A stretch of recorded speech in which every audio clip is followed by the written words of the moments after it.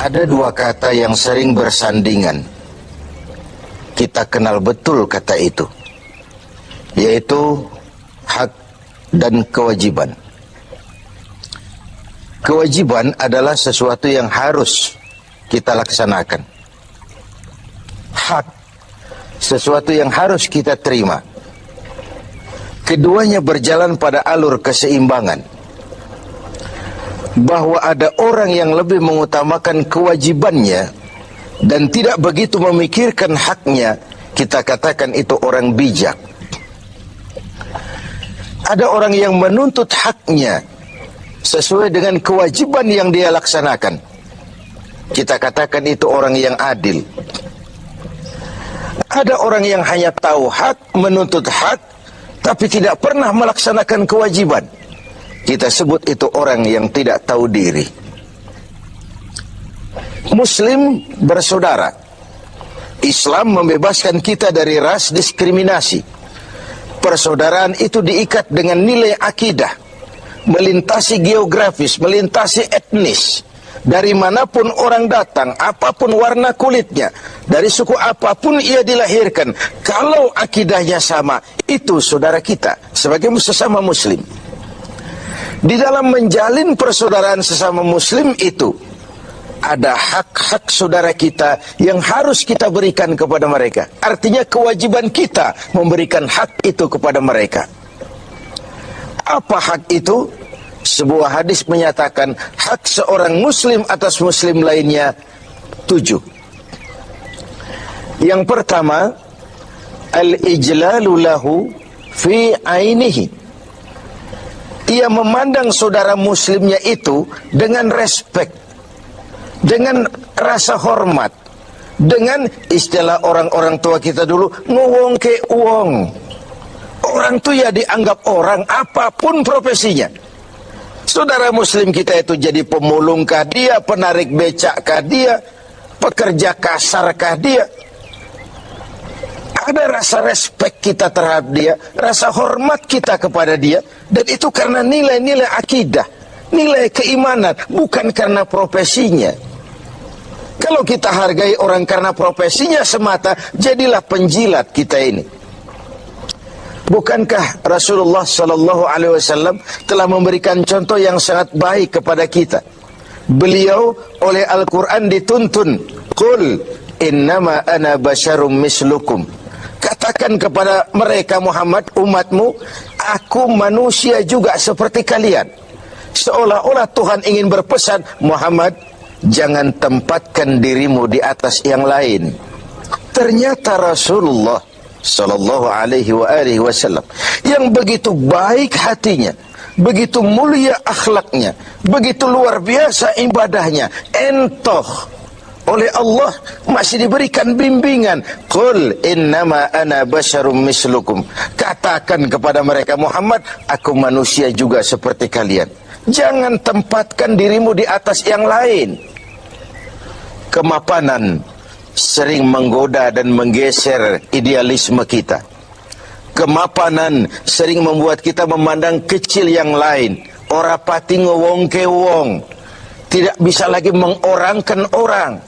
Sedikit punya jabatan, dada besar, hidung mekar, telinga lebar. Tidak ada apa-apanya orang lain.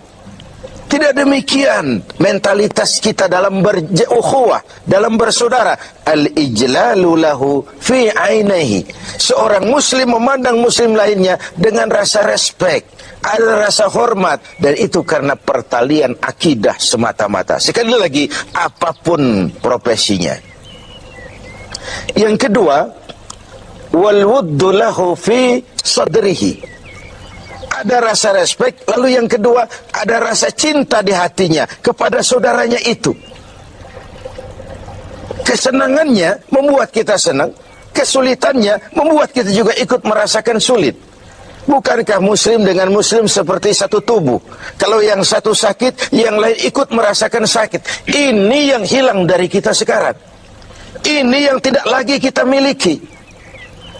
Ketika ibu jari tersandung batu, mulut berkata aduh, kepala ikut pusing, air mata mengalir tanpa komando, refleks terjadinya. Bahkan tidak pernah ada ibu jari tersandung, mulut malah nyumpahi, rasain aja sendiri. Tidak mungkin seperti itu. Begitulah kita dalam menjalin komunitas sebagai seorang muslim. Ada rasa cinta di hati kita. Kemajuannya membuat kita senang. Semakin tinggi dia, semakin menjulang dia, semakin ikut senang kita. Senang dengan orang yang senang. Susah kalau melihat dia susah. Itu yang kedua. Lalu yang ketiga, wal muwasat lahu fi malihi, menyantuni dia di dalam hartanya. Ada proses take and give. Dia kaya, kita bersama mendampingi bagaimana dia bisa memanfaatkan hartanya di jalan Allah dengan cara yang baik. Dia memerlukan, bisa kita memberikan bantuan dengan tidak perlu mengharap balasan dari dia, karena keikhlasan tentu hanya mengharap balasan dari Allah Subhanahu wa taala. Ketika kita memberikan sesuatu kepada yatim, kepada mustad'afin, kepada orang-orang yang lemah, dia mungkin tidak akan bisa membalasnya seketika, tapi Allah tidak akan berdiam diri tentu. Wallahu fi aunil abdi madamal abdu fi auni akhi. Allah akan selalu menolong seorang hamba selama hamba itu masih mau menolong saudaranya. Yang keempat, wa ayyuharrima ghibatahu. Dia tidak melakukan menggunjingnya dan tidak juga mau mendengarkan pergunjingan orang tentang saudaranya itu. Inilah hebatnya muslim. Karena apa? Al-istighal bi'uyubil khalqi. Orang yang terlalu sibuk mencari kekurangan orang lain, itu pertanda orang yang mati hatinya. Muslim itu saudara kita, digunjing orang dia, perih kita dibuatnya. Jangankan lagi menggunjing, ikut mendengarkan saja gunjingan orang tentang saudara kita itu, kita membatasi diri. Maaf, saya tidak ikutlah, saya keluar saja kalau ini yang kita bicarakan. Bukankah kita lebih suka jadi tukang kipas? Kalau ada orang ngomongin orang, walaupun kita nggak tahu, kita ngomporin, kita ngipasin, dan begitu seterusnya. Akibatnya, aib orang, celah orang, kita buka-buka. Padahal muslim dengan muslim satu tubuh, terbuka auratnya, ikut malu kita bersama. Karena itu, hak dia untuk tidak digunjingkan, kewajiban kita untuk tidak menggunjingkan, bahkan tidak juga suka mendengarkan dia digunjingkan juga oleh orang lain. Yang kelima, wa ayyauda fi maradih. Kalau dia sakit, jenguk. Ini pun sudah langka sekarang ini. Silaturahmi. Kedatangan kita saja sudah merupakan obat. Doa kita sudah memberikan sugesti bagi proses penyembuhannya. Karena apa yang tidak kita suka terjadi pada diri kita, jangan juga lakukan itu pada orang lain. Apa yang ingin orang lain lakukan terhadap kita, harus juga kita mau melakukannya kepada orang lain. Kalau kita ingin dihormati, belajarlah menghormati orang lain. Kalau kita ingin didengarkan pembicaraan kita, suka jugalah mendengarkan pembicaraan orang lain. Ada proses take and give dalam kehidupan ini. Yang keenam, wa ayyu syai'a janazatahu.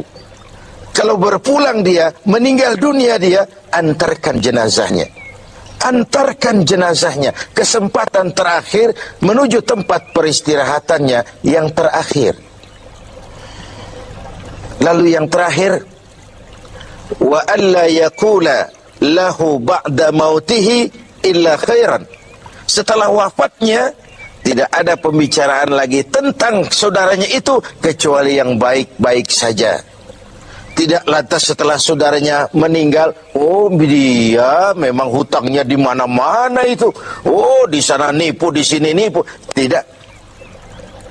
Setelah saudaranya tidak ada, meninggal, pembicaranya hanya tentang yang baik-baik saja dari saudaranya itu. Begitulah hak saudara kita yang harus kita berikan.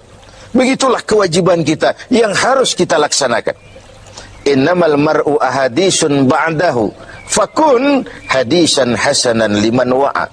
Manusia akan jadi pembicaraan setelah dia tidak ada.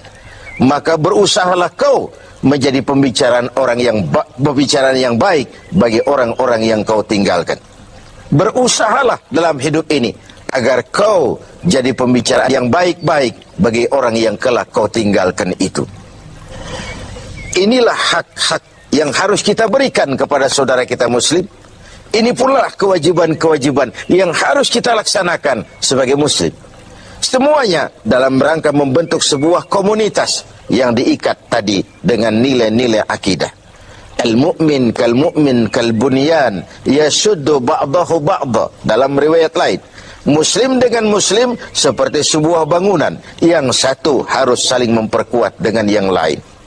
Sebuah bangunan dinamakan rumah karena ada yang mau jadi tiang, mau jadi jendela, mau jadi pintu, mau jadi genteng. Begitulah umat ini. Ada dia yang jadi pejabat tinggi, ada dia yang jadi pemulung, ada dia yang jadi tukang beca. Pendeknya, tidak ada pekerjaan halal yang hina.